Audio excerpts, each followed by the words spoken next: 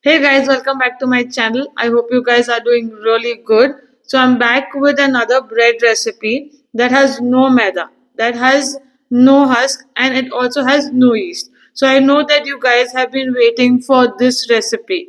But before that, don't forget to like, share, and subscribe my channel. And let's go bake this bread. So we're going to take a bowl and then we're going to add dalia into it.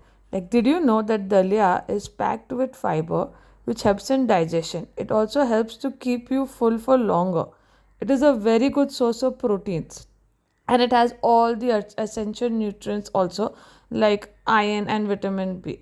So after adding the dalia, I added some curd to it. Then after that, I'm going to add some milk to it.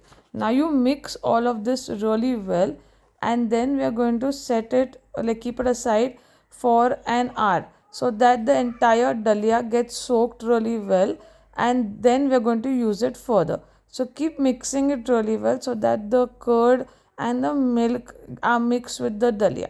So now keep it aside for an hour, and after that is done, we're going to take a blender and blend this entire mixture.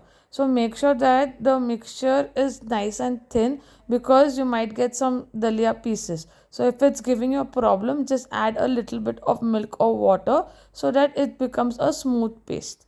So once that is done, we are going, you can see it becomes into a really nice and smooth paste, and then after that we are going to just add it to the bowl. So mixing this might take some time, so make sure that it's not like you don't get those dalia pieces or I'll create an issue while having the bread.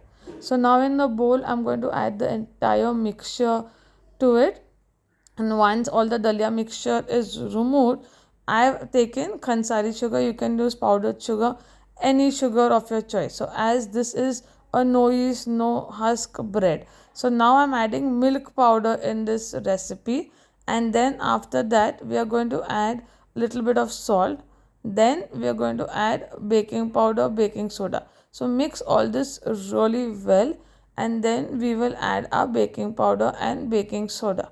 The texture of this bread came out like really nice. I've added some oil to it.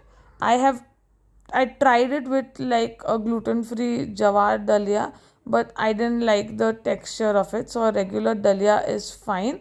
And then now I am adding some baking powder, baking soda. So you can try this recipe using your regular millet flours.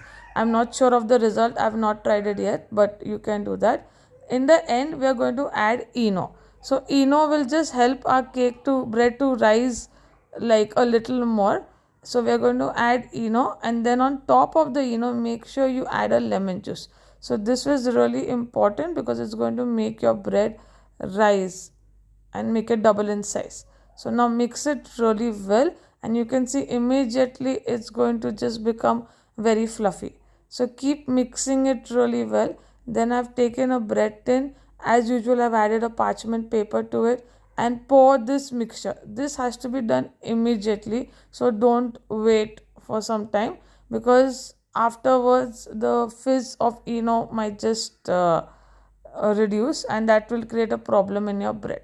So now I'm baking it at 180 degrees for like 20-25 minutes till the bread becomes completely brown, or you could put the toothpick into it. So once that is done, now you can see how beautiful the bread has turned out. It just looks like a regular bread. It's nice and soft also. So let it cool down once properly, and then you can slice this bread. Also, don't forget to follow me on Instagram. I also conduct a lot of baking workshops. So both the links are in the description, and hope you like this recipe.